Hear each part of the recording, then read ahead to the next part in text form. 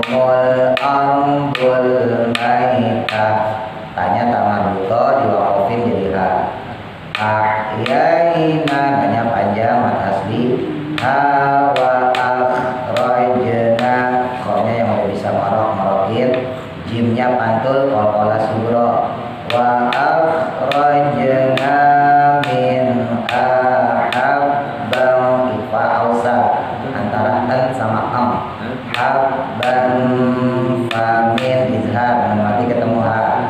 Famin hoya ulun. Ingat punya pendek ya, jangan famin hu, nah nggak boleh. Famin hoya ulun pendek. Waja'alna fiha jan tahan tasdid nadim tahan lagi idgham diguna kasotain ketemu mim. Min tahan lagi dan mati ketemu nun idgham diguna juga. Min nakhil koknya yang udah bisa morok. Nakhiliu masukin idgham diguna. Liu wa anna liu masukin lagi idgham diguna. Liu wa faj tahan tasdidnya. Wa fajjarna fiha panjangnya sama sama-sama mat tabi'i. Nafiha minal uyun lihat ulumil ikhfa biasa mati ketemu ta. Min tamarihi tabrak tandanya lam alif. Tamarihi wa ma'amilat aydihim afala yashkurun. Saya dulu. A'udzu billahi minasy syaithanir rajim. Saya kapas 1 2 3. A'udzu billahi minasy syaithanir rajim. Saya dulu. Wa ayatul lahumul ardul maitah. Tarik nafas 1 2 3. Wa ayatul lahumul ardul maitah. Ahyaina wa akhrajna min ahabban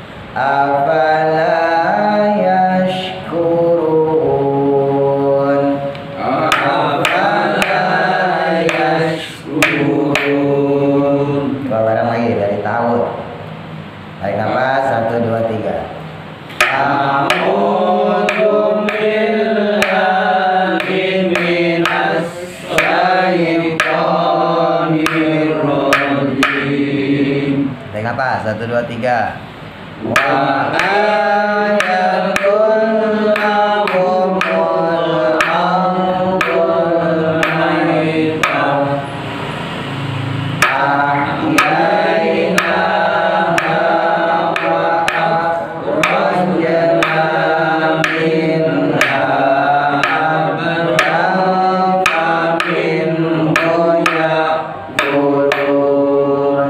Tarik nafas.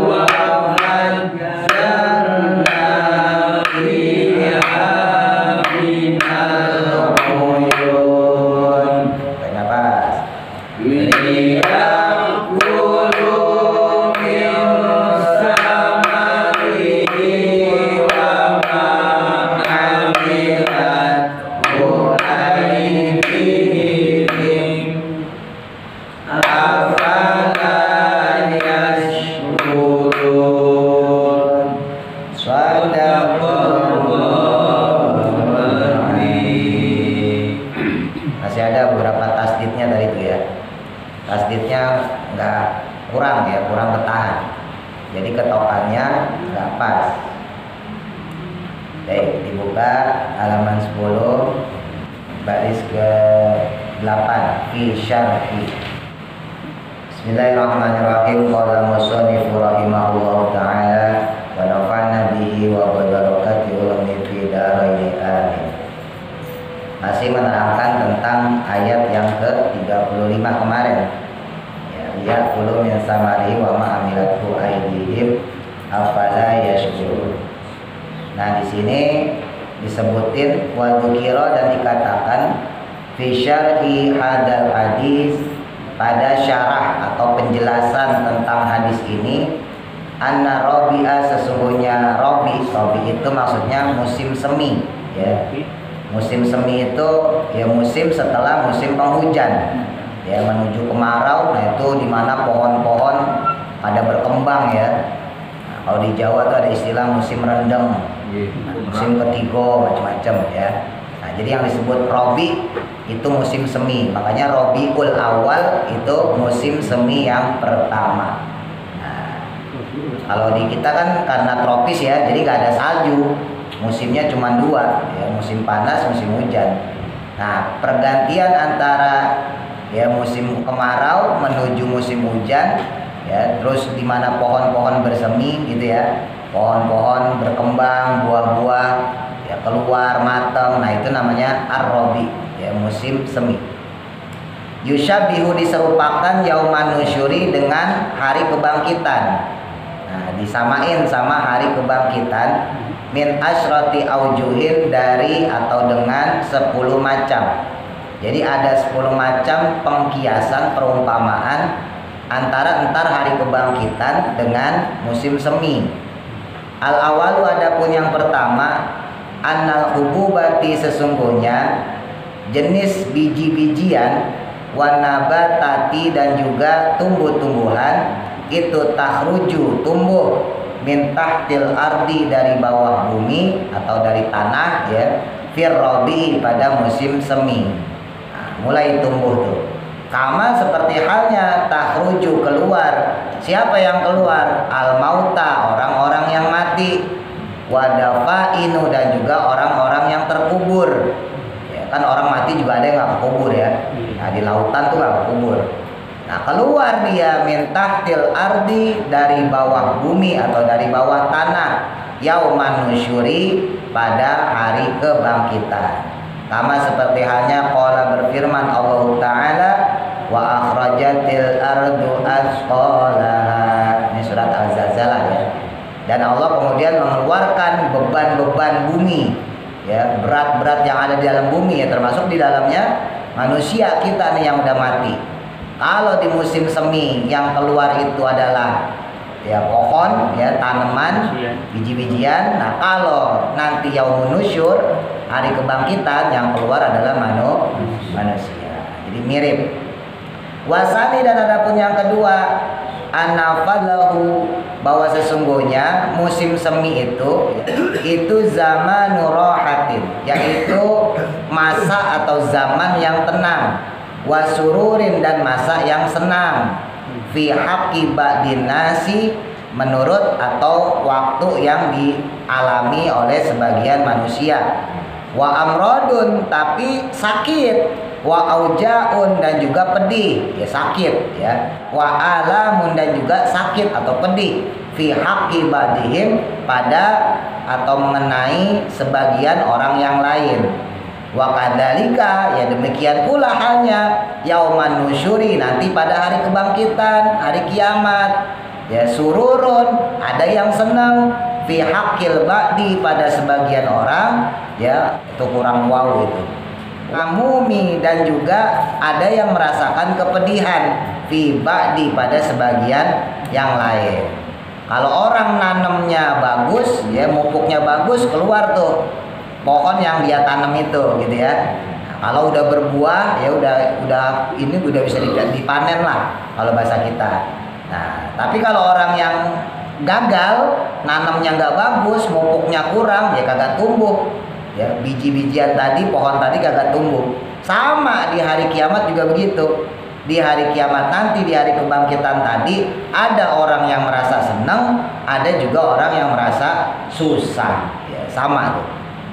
Wasali, sudah ada pun perumpamaan yang ketiga, anaman, sesungguhnya orang, akala, yang dia makan, fi fasli syita'i, pada musim dingin, tokmatan, akan makanan, ya bisatan, yang kering, ya, la jaroma, maka dia tidak diragukan lagi, fi fasli robi'i, pada musim semi, yakunu, maka adanya orang tersebut, wujudahu, akan mendapatkan padanya maridon, penyakit. Jadi kalau orang yang dia di musim dinginnya kok makan makanan kering, berarti kekurangan air, Pak, ya kan, dehidrasi. Nanti justru pas musim seminya dia akan mudah sakit. Makanya kalau musim dingin banyakin air. Kadang-kadang kita males, ya musim dingin soal bolak-balik pipis, ya kan. Nah, padahal salah sebetulnya. Kalau musim dingin ya hujan lah gitu ya, harusnya banyak-banyakin minum, karena kita banyak pipis, otomatis banyak yang keluar dari badan kita. Nah, nanti dehidrasi, banyak-banyakin minum. Kalau nggak dibanyak-banyakin minum, nanti selesai musim penghujan, musim seminya kita gampang sakit.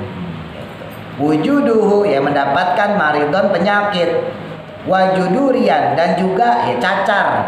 Ya, jadi ada juga orang yang sakitnya cacar. Ya, sama, cacar juga karena darah kotor yang disebabkan kekurangan cairan.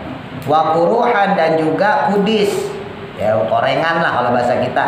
Biharokati dimai, karena getarannya darah atau karena geraknya darah, fi urukihi, pada otot-ototnya. Fakadzalika, maka demikian pula, man, orang, akala, yang dia makan, fid dunya, di alam dunia, to'aman, akan makanan, haroman, yang haram, mustahar, yang dia inginkan, fayakunu, maka jadilah dia nanti yauman nusyuri, pada hari kebangkitan itu muadziban, tersiksa atau diazab, wadalilan, dan juga terhina, wa khaiban, dan juga sia-sia atau gagal. Tuh. Jadi ya sama, nanti juga orang kalau di akhirat, ya waktu di dunianya santai-santai atau makan makanan yang haram, maksiat dan sebagainya, ya siap-siap nanti di akhirat juga sakit, ibaratnya gitu. Kalau di dunia aja orang yang seperti itu bisa sakit, apalagi di akhirat. Warobi, udah ada pun yang keempat, anak kasiron, sesungguhnya kebanyakan minan nasi, dari orang-orang, ya kita nih manusia, ya fil ardi, itu menanam, wanasyaro, dan kemudian menyebarkan biji, fil robi'i, pada musim semi tadi, bisai, dengan usaha, wal masyaqoti, dan juga dengan kesulitan, fayakunu, namun ya terjadinya dia itu halikan rusak bil bardi karena sebab dingin atau cuaca yang sangat dingin, wal huri dan juga kemudian panas, ya fayakunu maka jadilah sohibu pemiliknya, maksudnya pemilik tanaman tadi, orang lagi baru musim hujan dia taruhin biji, ya otomatis busuk bijinya, agak bisa tumbuh kan begitu. Nah, otomatis pemiliknya yang kayak begitu mahruman, terhalang, wa ma'yusan dan juga tidak bisa diharapkan tumbuhan yang dia tanam tadi. Fakadzalika maka demikian pula halnya yauman nusyuri pada hari kebangkitan, takunu adanya ta'atu ba'din nasi, ketaatan sebagian manusia, ya kepatuhan manusia, ya sholatnya kita, puasanya kita, sedekah, zakat, infak, macam-macam ya, itu habaan bisa juga menjadi debu, mansuron bertebaran, ya pergi kabur, biharorotil maksiati karena panasnya maksiat, au bibardil kufri atau karena dinginnya kekufuran, wariyai dan juga riya. Sama, kalau pohon aja kalau salah nanam bisa hilang, ya bisa gagal panen, nggak bisa didapatkan hasilnya, begitu juga dengan ibadah. Kalau ibadahnya salah, otomatis seperti debu yang berterbangan, debu yang berauran, gak ada yang tahu ibaratnya begitu. Jadi sama aja, ya kalau kita mau ibadah, ya satu otomatis harus ngerti ilmunya dulu. Makanya di antara para ulama itu mensyaratkan, ada yang mensyaratkan 4, ya supaya amal ibadah kita diterima. Ada yang mensyaratkan 5. Ya kalau yang syaratnya 4, pertama niat dulu, ya yang kedua kemudian amalnya itu sendiri, ibadahnya apa gitu ya. Yang ketiga kemudian ijtihad, ya jadi membaguskan sungguh-sungguh dalam melakukan amal ibadahnya. Lalu yang keempat ikhlas. Nah, ada ulama yang mengatakan bukan 4, 5. Jadi setelah niat ilmu dulu. Nah, jadi niat dulu, baru kemudian ilmu, kemudian amalnya itu sendiri, lalu kemudian ijtihad. Ijtihad itu berarti sungguh-sungguh, serius. Nah, baru yang kelima ikhlas. Nah, itu baru bisa kita dapat tuh. Ya, ini kita nggak bicara sah sama tidak sah, Pak, beda ya. Kalau sah tidak sah ukuran fikih, kita bisa melihat sah tidak sah sholat kita. Selama syarat rukun terpenuhi, ya misalnya badan suci, nggak kena najis, ya pakaian tempat suci, insya Allah sholatnya sah. Ya jadi kalau untuk sah tidak sah bisa diukur sama fikih. Tapi kalau diterima tidak diterima itu nggak ada yang bisa ngukur, ya karena itu hak prerogatif Allah. Bisa saja yang menurut kita tuh orang sholatnya kayak begitu, justru yang kayak begitu malah diterima sama Allah karena ikhlasnya dia. Di sisi lain mungkin kita sholatnya bener-bener Allahu Akbar gitu, tapi sholatnya bener-bener kita karena banyak utang. Nah, ya kan akhirnya Allah jadi pelampiasan buat ngelunasin utang kita. Nah justru bisa jadi sholat kita yang malah nggak dianggap sama Allah. Nah, makanya ada 5 kriteria menurut ulama tasawuf, ya ulama sufi. 1, yang pertama niat dulu. Ya, jadi kalau kita mau ibadah apapun dan sekecil apapun ibadah yang kita lakukan, usahain niat. Sering saya sampaikan, ini hal yang sepele Pak. Kita kalau Jumatan kan masukin kotak amal, ya jangan asal masukin doang, sayang. Ya pahala sih pahala. Kalau kita sedekah ya kan, kita amal jariah, ya pahala. Cuman sayang kalau gak diniatin. Niatin, ya Allah, wasilah dari sedekah saya ini, wasilah dari infak saya ini, wasilah dari saya masukin duit ke kotak amal yang mungkin gak sebesar yang saya punya di rumah, ya mohon ya Allah. Misalnya apa ketujuan kita? Misalnya jadikan istri saya jadi orang yang, jadi wanita yang solehah, atau jadikan anak cucu saya keturunan yang solehah. Atau kalau kita punya masalah ya di kerjaan, di dagangan, ya Allah mudahkan urusan pekerjaan saya, mudahkan urusan usaha saya. Niatin tuh. Nah karena itu juga bisa jadi wasilah. Walaupun kalau nggak diniatin pun tetap dapat pahala gitu ya. Ini kita nggak bicara masalah pahalanya, tapi momentum di mana kita diberikan kesempatan sama Allah untuk bermunajat, untuk takarub pada Allah. Nah makanya ketika kita masukin, niatin dulu tuh. Nah, setelah niat baru kemudian ilmu. Nah kalau pakai pendapat yang 5 bagian ya. Nah maka ketika kita melakukan satu ibadah harus ada ilmunya. Ya, sholat harus ada ilmunya, wudhu harus ada ilmunya. Tapi ini berlaku buat orang yang sedang berproses ya, buat orang yang berproses dalam ketakwaan, Mbak. Bukan buat orang yang baru tobat. Ya, kalau ada orang baru tobat, ya udah yang penting sholat aja dulu dah. Ya masalah dia bisa wudhu apa enggak urusan belakang. Ya sholat aja dulu yang benar. Ya ikutin dah ke musola deh, ke masjid deh, gitu ya.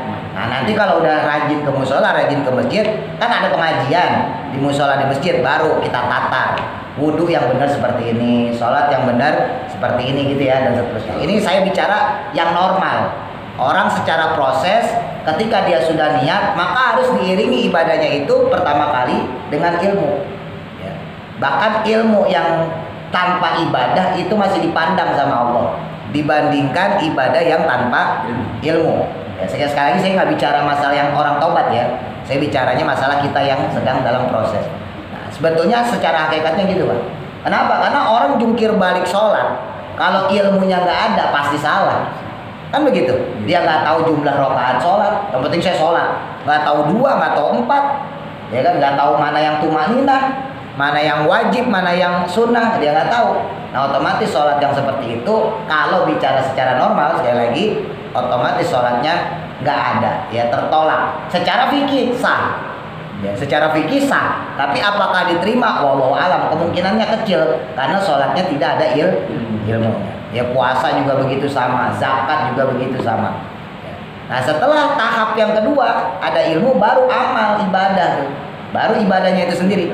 Jadi amal ibadah itu baru ada di tahap ketiga, tahap pertengahan. Tahap keempatnya baru ijtihad.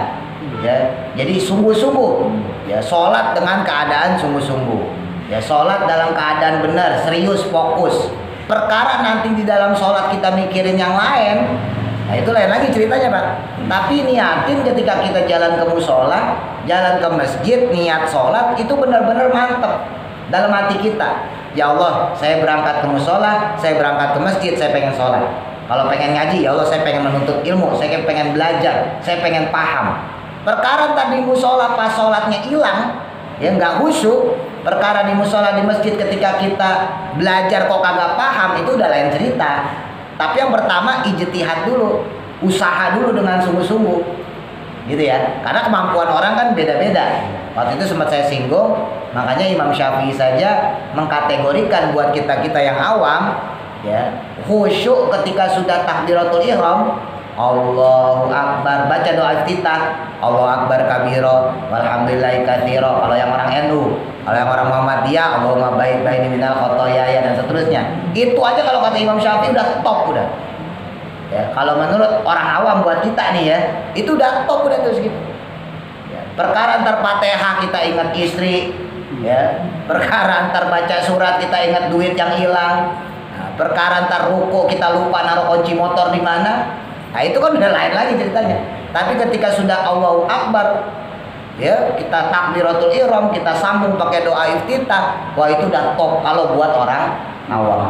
Kalau kata Imam Syafi'i itu udah jadi bibit, ya udah jadi bibit supaya kita memfokuskan sholat kita, memfokuskan ibadah kita. Nah itu yang disebut dengan ijtihad. Makanya dulu kalau masih ingat ya pas belajar Tanbihul Ghafilin tuh ya. Nah, Imam Al-Faqih Abu Lais As-Samarqandi itu punya fatwa ya, punya nasihat. Orang kalau berangkat ke musola, berangkat ke masjid, menunaikan sholat, jangan sampai di tengah jalan itu tersendat. Apapun hal yang kecuali darurat ya, tersendat dalam artian terhalang, misalnya ngobrol. Nah ini kalau Bapak masih ingat dulu saya sampaikan. Kan kadang kita mau ke musola, ke masjid ketemu orang, ketemu teman, ketemu saudara. Misalnya kita mau berangkat sholat Jumat ya. Nah itu udah hati-hati, itu juga udah nyelewengin niat itu. Akhirnya nanti sampai masjid ya ngobrol juga. Jadi sebelum setar kita usoli gitu ya, itu pasti masih sempat ngobrol. Nah itu nggak ada kesungguhan namanya. Itu nggak ada kesungguhan. Makanya jujur aja saya kurang suka sama orang yang mau sholat aja ngobrol. Emang nggak bisa selesai sholat. Kalau anak bocah nggak apa-apa Pak. Anak bocah mah belum mukalaf. Ya, dia mah teriak-teriak jungkir balik juga nggak apa-apa. Tapi kalau kita yang udah tua ya, udah lebih dari balik, kalau balik udah kelewat, ya, itu seharusnya satu memberi contoh, ya, karena itu juga menjadi bagian contoh kepada orang anak kecil yang masih yang ngelihat kita, yang dia sholatnya di tempat kita. Oh bapak sholatnya khusyuk tuh gitu ya, walaupun nggak khusyuk juga kita ya, tapi kan fokus ya. Oh berarti kalau sholat kayak gini. Tapi kalau kita sholat udah berdiri, imam udah usul vakum, kita masih ngobrol sama teman kita. Nah itu jadi contoh buat anak kecil. Oh berarti kalau mau sholat masih boleh ngobrol. Emang sih boleh aja, cuman jadi contoh kagak bagus. Nah, itu satu. Yang kedua ya tadi berarti kita menuju sholat tidak fokus. Nah sekarang yang diem aja Pak, ini dari luar nih, dari luar kita diem nih. Ya imam udah Allahu Akbar gitu ya, kita diem aja masuk. Kita takbir ikutin Allah. Itu aja belum tentu fokus. Apalagi yang masih sambil ngobrol. Masih kan bisa tukang ayam, ngomongin ayam mahal misalnya. Wah ayam mahal banget, gitu. Sholat dulu Allah.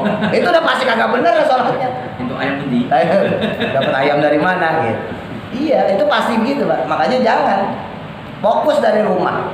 Ya kecuali tadi darurat ya, misalnya ada anak kecil jatuh kita tolongin itu beda lagi. Tapi usahain berangkat dari rumah, dari menuju musola, ya menuju masjid, sholat dalam keadaan khusyuk didapatkan kalau kitanya selama jalan juga khusyuk, selama jalan kita juga fokus gitu. Nah baru tuh ntar tingkatan yang kelima ikhlas. Sholat kita ikhlas gak karena Allah Ta'ala ya. Sholat kita benar-benar lillah gak gitu. Jadi minallah ya, dari Allah, anillah ya, dari Allah, billah ya, dengan Allah, dengan bantuan Allah kita bisa sholat ya lillah, untuk Allah juga. Jangan sampai sholat kita karena ada proposal ya, karena hidup susah sholat. Sedekah kita, puasa kita harus diusahain ikhlas. Emang sulit, ikhlas itu sulit ya, tapi tetap harus diusahain gimana pun juga, karena tetap namanya ibadah ujung-ujungnya tetap ikhlas Pak, tetap ikhlas. Contoh deh misalnya Bapak kehilangan duit ya, kehilangan duit nggak kecil, kalau kecil mah gampang. Kehilangan misalnya 50.000 kan lumayan, rokok 2 bungkus ya kan, atau 100.000 misalnya. Nah itu kan sering itu kita ngomong ya sudah gue ikhlasin lah kan gitu kan. Nah bahasa kayak gitu tuh itu sebetulnya benar, karena suatu saat lama-lama juga ikhlas juga. Orang nggak diikhlasin juga duitnya nggak balik. Iya kan? Iya kan? Ujung-ujungnya udah bawa ikhlasin deh. Ya orang buang air besar saat ini. Nah iya kan, orang buang air besar gitu. Jadi udah hilang udah begitu aja. Nah justru yang bikin kita nggak ikhlas itu kalau kita suka ngomongin yang menjadi ibadah kita tadi. Kalau duit hilang ya, selama duit kita nggak kita omongin, itu insya Allah ikhlasnya cepat. Tapi kalau bolak-balik diomongin, oh duit gua kemarin hilang 100.000. Sayang banget tuh. Ntar minggu depan ngomong lagi, wah duit gue minggu kemarin hilang 100.000. Ketemu orang di jalan, wah saya duitnya hilang mas 50. Lah gue bulan kemarin hilang duit gue 100.000. Itu susah dapat ikhlasnya. Makanya ya Imam Ghazali enteng aja nyebut makna ikhlas itu apa? Ikhlas itu nggak perlu diomongin, udah. Jadi yang namanya ikhlas nggak perlu diomongin. Kalau diomongin berarti belum ikhlas. Sholat nih kita nih. Pulang ke rumah, Ma, aku sholat tadi Isya. Ya kan berarti diomongin kan, berarti sholatnya belum. Ya. Baca Quran, Ma, aku tadi baca Quran di musola, belajar sama Pak Ustadz. Ya, diketok-ketok gitu, nggak nyambung, salah gitu. Ya kalau cuma kasih tahu nggak apa-apa. Tapi kalau tujuannya ria tadi ya itu jelas bukan ikhlas. Gitu. Nah itulah tadi ketika seorang dia masuk ke Yaumun Nusyur itu hari kebangkitan ya, maka ketaatannya itu ya bisa jadi debu kalau dia salah dalam penerapan ibadahnya. Wal khamis, dan adapun yang kelima ya, persamaan antara musim semi dengan hari kebangkitan nanti, hari kiamat. Ananasa, sesungguhnya adalah manusia ya, orang-orang ya kita nih, firobi pada musim semi itu firsyati nahrin, seperti orang yang berada di tepi sungai, jarin yang mengalir ya, maksudnya airnya yang mengalir ya, yakuduna secara atau dalam keadaan duduk-duduk, indal basatini, tanaman yang indah ya, di samping kanan kirinya ada tanaman, ada kembang, ada bunga, wal jinani, dan juga kebun-kebun ya, atau taman-taman, ma'a ahibaihim, dengan orang yang dicintai mereka, wa asdiqaihim, dan juga teman-teman mereka. Nah orang kalau biasanya musim semi Pak, bahasa kita gampangnya musim piknik ya. Nah kita jalan-jalan tuh ke taman safari ya, ke taman bunga, jalan-jalan ke puncak, atau kalau di sini disebutin misalnya sama seperti orang yang berada di sungai-sungai. Ya, dia duduk santai di pinggir sungai, pohon berkembang, pohon berbuah, kan indah banget. Nah, seperti itu. Nah, fakadzalika, maka demikian pula halnya. Yajlisuna akan duduk, ya. Yauman nusyuri, pada hari kebangkitan, entar hari kiamat. Yahsyuru, yang mana dikumpulkan al-khalisuna, orang-orang yang khalis, ikhlas, ya, hatinya bersih, ma'as solihina, dengan orang-orang soleh. Nanti begitu, Pak. Ketika orang yang di dunia itu di musim seminya dia piknik sama yang dicintai, kan gitu, sama istrinya, sama anaknya, sama kerabatnya, sama saudaranya. Nah, begitu pula nanti orang-orang ketika di hari kiamat, di hari kebangkitan, mereka dikumpulin sama orang-orang yang dicintainya. Nah, jadi kalau Bapak senang sama orang soleh, kumpul sama orang soleh, nanti insya Allah ketika di hari kebangkitan kita juga kumpul sama orang soleh. Tapi kalau ngumpulnya, mohon maaf, masih sama orang yang senang judi, ya, sama orang yang senang zina, kumpul kebo, apalagi minum minuman keras, ya, minum arak sampai gitu. Nah, terus kita malah asik gitu ya, kita masih asik dengan mereka. Hati-hati, naudzubillah, jangan-jangan nanti kita di akhirat dikumpulin juga sama mereka. Makanya kata Kanjeng Nabi, almar'u ma'a man ahabba. Kata Nabi, orang itu, setiap manusia itu nanti akan berkumpul di akhirat bersama orang yang dicintainya. Jadi kalau kita senang sama orang soleh, insya Allah nanti kita juga dikumpulin sama orang soleh. Tapi kalau kita senang sama orang jahat, dikumpulin juga sama orang jahat. Wasadi, sudah ada pun yang keenam, ya, Anari hashimali, sesungguhnya angin utara. Ya, shimal ini maksudnya kiri, tapi maksudnya utara, ya.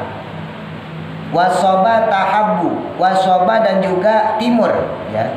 Tahubu itu bertiup, firrobi pada musim semi. Fatakunu, maka jadilah libadin nasi, bagi sebagian manusia atau orang-orang itu mufidatan, ya, bermanfaat. Walibadihim, tapi bagi sebagian orang itu mudirotan, menjadi mudarat, ya, membahayakan.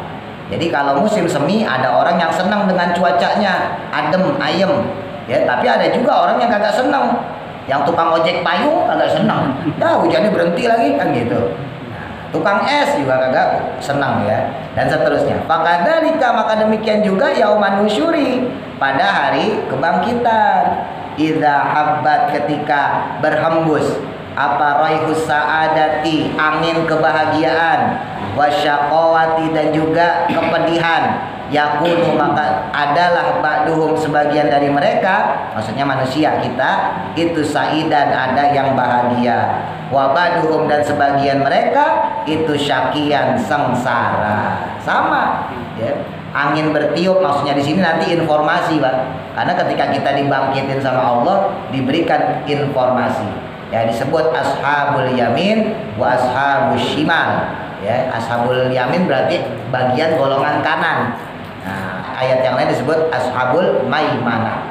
Ya, golongan kanan. Itu berarti udah calon penduduk surga. Nah, ada yang ashabus shimal. Ya, dalam ayat lain disebut ashabul masy'amah, golongan kiri. Nah, golongan kiri ini dipersiapkan sama Allah masuk ke dalam neraka. Nah, itu informasi disebutin. Fulan, ya, kamu berada di golongan kanan, berangkat. Disebutin satu-satu, Pak. Setelah kita menerima catatan amal kita. Si Fulan dari sini, nah, silakan kamu masuk ke sebelah kanan, golongan penduduk surga. Ya, jadi itu dia. Karena masalahnya di akhirat cuma dua, ya, surga sama neraka. Hati-hati, jangan salah belok. Pilihannya cuma dua, Pak. Beda sama di dunia, ya. Kita di dunia itu arah itu banyak, ada barat, utara, timur, selatan, ya. Bapak nggak bisa ke kiri, bisa ke kanan, nggak bisa ke depan, bisa ke belakang, bisa serong. Tapi di sana di akhirat, ya, ketika di yaumul mizan ditimbang amal kita, dibangkitkan kita tuh, ya, terus kita dikumpulkan di padang mahsyar, itu pilihannya cuma dua, jurusannya cuma dua, ya, surga sama neraka. Kalau di dunia Bapak bisa kemana-mana, Pak. Bisa nggak mau milih? Nah, bisa nggak mau milih. Kamu ke Surabaya? Enggak. Nah, saya ke Solo aja. Nah, gitu. Masih bisa milih. Oh, di akhirat kagak bisa. Dan pilihan tersebut sesuai dengan amal ibadah kita. Wasabi udah ada pun yang ketujuh, anna ba'da syajarati, sesungguhnya sebagian daripada pohon fisyita'i pada musim dingin, yakunu adanya itu yabisan kering, minal auraki dari dedaunan, maksudnya gugur ya, uryanan atau polos. Uryan itu maksudnya telanjang, tapi maksudnya polos ya, maksudnya berguguran. Wafi robi, dan kemudian pada musim robi, pada musim semi itu mazinan terhias ya, maksudnya daun-daunnya bermunculan lagi, tumbuh lagi. Fakadzalika, maka demikian pula yauman nusyuri, pada hari kebangkitan ya. Siapa al-ubudu, yaitu orang-orang yang ahli ibadah, wazuhudu, dan juga orang-orang ahli zuhud, yalbasuna, mereka akan memakai pakaian libas taati, pakaian ketaatan, wal ibadati, dan pakaian ibadah, maksudnya mahkota ya, taat patuh ibadah pada Allah. Nanti kita dikasih pakaian kebesaran seperti itu. Ya tujuna, yang mana bermahkotakan bitajil karomati, dengan mahkota kemuliaan, mahkota karomah. Wayal basuna, dan kemudian memakaikan libasal izi, dengan pakaian yang terhormat, wasyarofi, dan juga mulia. Nah, kita tuh dapat pakaian terhormat, pakaian mulia. Iya, calon penghuni surga ya kan. Waladina, dan adapun orang-orang kanu yang adanya mereka itu kasyajaril yabisi, seperti pohon yang kering. Apa ta'atuhum, ketaatan mereka dulu itu ya bisatin, menjadi kering pula, min syana'i riyahil ma'asi, karena saking ganasnya angin maksiat yang mereka lakukan. Fayakununa, maka jadilah mereka itu mahrumina, yaitu orang-orang yang terhalang, min simaril ibadati, dari buah-buahnya ibadah yang mereka lakukan. Wa arina, dan kemudian mereka telanjang ya, nggak pakai baju, min khalatil imani, dari manisnya atau dari busananya iman. Fayakununa, maka jadilah mereka itu mafuduhina, yaitu terbuka aib mereka, bainal khalaiki, di antara manusia atau di antara makhluk-makhluk. Tuh. Jadi ada kalanya orang di waktu di dunia itu ketutup Pak ibadahnya, ya nggak kelihatan sama orang.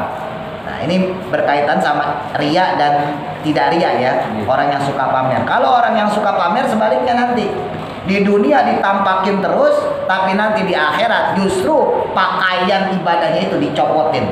Karena waktu di dunia dia melakukan ibadahnya itu karena pamer, karena ria. Tapi orang yang dia nutupin ibadahnya, ya dia nutupin amalnya itu sampai orang nggak tahu, justru nanti ketika di akhirat ditampakin, dipakaikan dengan mahkota kebesaran, pakaian kebesaran. Nah makanya jangan kaget kalau di sana itu ada orang yang nggak kita duga-duga. Saya punya tetangga sih perasaan nggak pernah ke musola, ya, nggak pernah ke masjid. Oh ternyata dia masuk surga dengan amal pahala sedekah, karena dia rajin sedekah. Bisa jadi kayak gitu. Wah dia masuk surga ternyata dari ahli sedekah. Ada tetangga kita perasaan dia jarang ke musola, jarang ke masjid, jarang ngaji. Kok bisa masuk surga? Ternyata pas kita lihat dia masuk surga lewat pintu puasa. Oh ternyata dia ahli puasa, puasanya puasa Daud. Sekarang puasa, besok enggak, besoknya lagi puasa, besoknya lagi enggak. Nah memang manusia itu harus punya ibadah yang dominan. Kita nggak bisa masuk lewat pintu semua Pak. Pintu sholat, pintu zakat, pintu haji, pintu sedekah. Nah emang kita nabi, ya kan? Kita sholatnya pas-pasan. Nggak masuk-masuk. Iya, malah nggak masuk-masuk.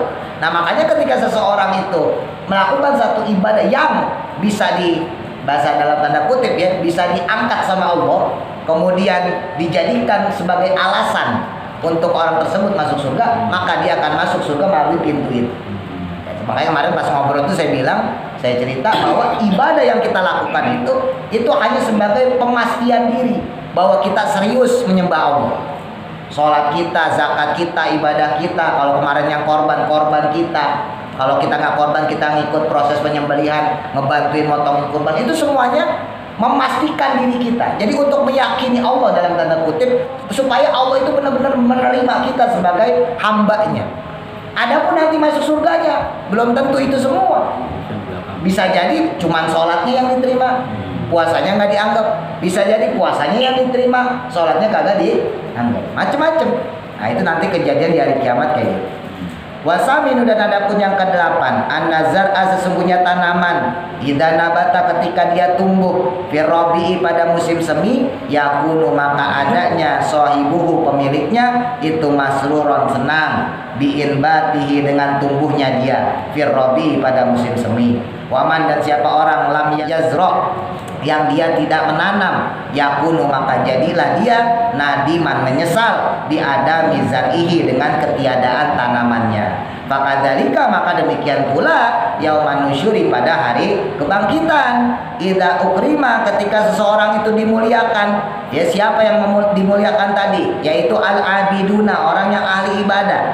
Diujuril ibadati dengan pahala, dengan ganjaran ibadah-ibadahnya, wa taati dan ketaatan. Fayandamu maka akan menyesal man orang lam yazro yang dia tidak menanam bidar taati dengan benih-benih ketaatan wal ibadati dan ibadah. Orang yang kurang ibadah, kurang taat pada Allah cuman bisa nyesel. Wah nyesel saya kemarin padahal diteriakin sama tetangga saya tuh disuruh sholat. Saya diajak sholat yuk, musola yuk, masjid.